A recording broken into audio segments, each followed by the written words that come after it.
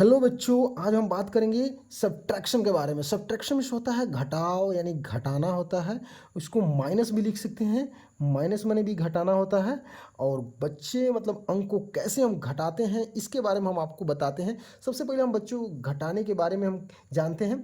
जैसे आपका ये नंबर जो दिया है, आपका जो डिजिट दिया है, डिजिट मिस होता है अंक, DIGIT। डिजिट मिस होता है अंक होता है, नंबर मिस होता है संख्या होता है। यानी एक कोई नंबर दिया रहता है एक यानी सिंगल में, ये 8 आपका डिजिट है, 1 आपका डिजिट है, 7 आपका डिजिट है, ये आपका डिजिट होता है। और नंबर जैसे मान लीजिए ये 5 जोड़ दिए तो ये आपका नंबर हो गया, 85 ये आपका नंबर हो गया। ठीक है। और डिजिट मिस होता है इकाई, यानी एक नंबर डिजिट मिस अंक होता है। सिंगल नंबर को डिजिट ही बोलते हैं। अगर एक से अधिक अगर आपको डिजिट जुड़ता है तो आपका नंबर बनता चला जाता है। इसमें हम आपको जानते हैं कि 6 में से 4 घटाना है और कैसे घटाना है। तो सबसे आसान तरीकों से बताया हूँ आपको कि 6 बार हम टिक लगाएंगे यहाँ पे, 3 4 5 6 और नीचे 4 उसमें से घटाना है। यानी 1 2 3 4, ये 4 घटाना है तो 4 को हम क्या करेंगे, काट देंगे। जैसे काटेंगे तो हमारे पास शेष क्या बचेगा, 2। तो हम बहुत ही आसानी तरीके से यहाँ पे 2 लिख सकते हैं। इसमें देखिए इस प्रकार का अगर घटाना आता है तो बच्चे बहुत ही आसानी तरीके से घटा लेते हैं, लेकिन इस तरह का अगर घटाना होता है तो बच्चे घटाने में परेशान हो जाते हैं और बच्चे अच्छी तरह से अपने घटाना को घटाकर आंसर को सही नहीं लिख पाते हैं। तो इसको लिखने का सबसे आसान तरीका, 7 में से 8 निकालेंगे यानी 7 बार लकीर खींचेंगे, फिर नीचे 8 उसमें काटना होता है। तो 7 में से 8 तो जाएगा नहीं, क्योंकि 7 एक छोटी संख्या है और 8 एक बड़ी संख्या है। तो 7 में से 8 जब नहीं जाता है तो इसमें से एक हम हासिल लेते हैं, यानी 5 में से एक इसमें हासिल लेंगे तो यहाँ पर एक आएगा, तो यहाँ पर हो जाएगा 17 यानी 17 हो जाएगा। तो हम 17 बार लकीर खींचेंगे और 17 बार लकीर खींच के उसमें से 8 निकालेंगे। 8 को काटते हैं, 17 लकीर खींचने के बाद जब 8 काटते हैं तो उसका शेषफल हमारा यानी जो भी हमारा बचता है, शेष बचता है आपका टिक, वो 9 बजेगा। तो 9 को हम यहाँ पे आसानी तरीके से लिख लेते हैं।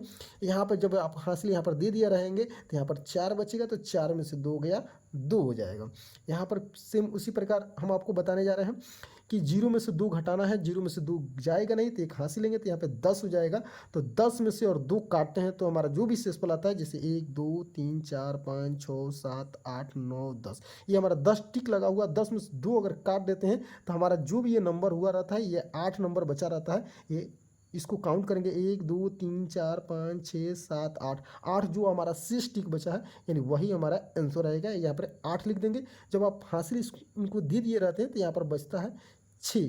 तो 6 में से 1 जब निकल जाता है तो 5, 6 में से 1 जाता है तो 5 बचता है। ये आपका आंसर सही हो जाएगा। इस तरह का जो क्वेश्चन होता है बच्चे बहुत ही आसानी तरीके से इस तरह टिक लगा के भी आंसर को लिख लेते हैं, लेकिन इसमें माइंड में रख के इसको भी माइंड में रखकर भी बच्चे सॉल्व कर सकते हैं और बहुत ही आसानी तरीके से उसी उसी प्रकार का क्वेश्चन है और इसको भी सीखने का कोई बड़ी बात नहीं है, बस बच्चे को जानना चाहिए, आना चाहिए कि कैसे सॉल्व होता है। तो आइए हम आपको बताते हैं। 8 में से 7 निकालेंगे, नहीं 8 लकीर खींचेंगे, 8 टिक लगाएंगे हम 8 बार और 8 में से 7 टिक को काटेंगे तो हमारा शेषफल जो आएगा 1 आएगा, तो 1 मेरा आंसर हो जाएगा। यहाँ पर देखिए 20 में से 10 निकालना है, तो यहाँ पर इकाई के अंक में से हम इस इकाई का अंक को निकालते हैं। तो इस इकाई यानी में से इसमें से हमको निकालना है 10, यानी ये इकाई हमारा 0 है और 0 में से 0 निकालेंगे तो हमारा आंसर 0 ही आएगा। और यहाँ पर दहाई का अंक 2 है, इसमें दहाई का अंक 1 है, तो दहाई 2 में से इकाई 1 निकालेंगे तो हमारा आंसर 1 ही आएगा। ठीक। अब यहाँ पे देखिए, यहाँ पर हमको निकालना है 75 में से 38 निकालना होता है, तो इस यानी 75 में से 38 निकालना है, तो 5 में से 8 निकालेंगे। 5 में से 8 तो निकलेगा नहीं, क्योंकि ये बड़ी छोटी संख्या है, ये आपका बड़ी संख्या है। तो जब नहीं निकलता है तो इसमें से एक हासिल लेंगे, तो ये हो जाएगा 15। 15 में से 8 निकलेगा तो हमारा 15 में से 8 जाता है तो हासिल मेरा 7 बचेगा, तो यहाँ पर 7 लिख देंगे। जब आप हासिल यहाँ पे ले लिए रहते हैं तो यहाँ पर एक कमी हो जाती है, एक यहाँ पर नंबर कम हो जाता है, यानी 7 में से जब इसको दिए रहते हैं तो ये 15 हुआ रहता है। तो इसमें यहाँ पर हमारा बचता है क्या, 6। तो ये 6 में से हम 3 निकालेंगे, तो 6 में से 3 जब निकल जाएगा तो हमारा आंसर क्या आएगा, 3। और ये आपका आंसर सही हो जाएगा। वीडियो अच्छा लगे तो वीडियो को लाइक करें और चैनल पर नए हैं तो सब्सक्राइब करें और वीडियो को शेयर करना ना भूलें। Thank you.